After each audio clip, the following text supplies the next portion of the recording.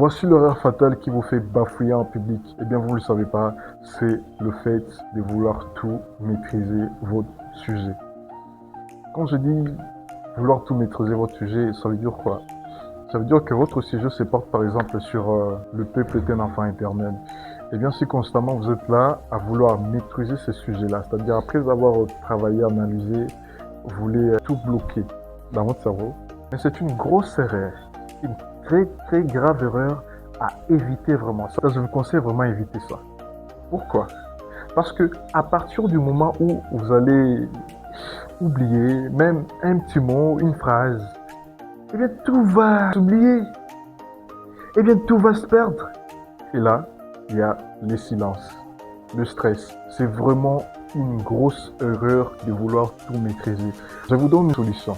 Vous avez votre sujet, vous avez travaillé, vous avez analysé, eh bien, cherchez de comprendre que de vouloir capter, bloquer dans la tête.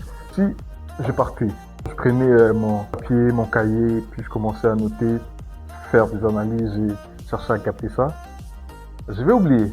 Mais à contrario, si au lieu de capter, j'essaie de comprendre à quel moment le peuple est un enfant éternel, selon cette qualification, déjà j'aimerais que vous puissiez me dire c'est lui qui a dit ça, dites-moi en commentaire. Donc qu'est-ce que je vais faire? Je viendrai avec, je capte d'abord des sujets, j'analyse et puis je comprends.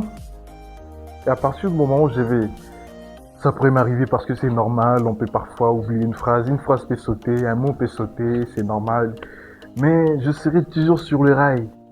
Hein? Je ne vais pas oublier parce que je sais déjà de quoi mon sujet parle. Je pourrais par moment imaginer même des choses qui se rapportent à mon sujet et finalement en tirer une conclusion. Et voilà, c'est comme ça. Donc, ne cherchez plus à maîtriser votre texte, votre sujet entièrement, mais cherchez plutôt à le comprendre d'abord. C'était la vidéo du jour. C'est Emmanuel Itonda, formateur en prise de parole en public, leadership, confiance en soi.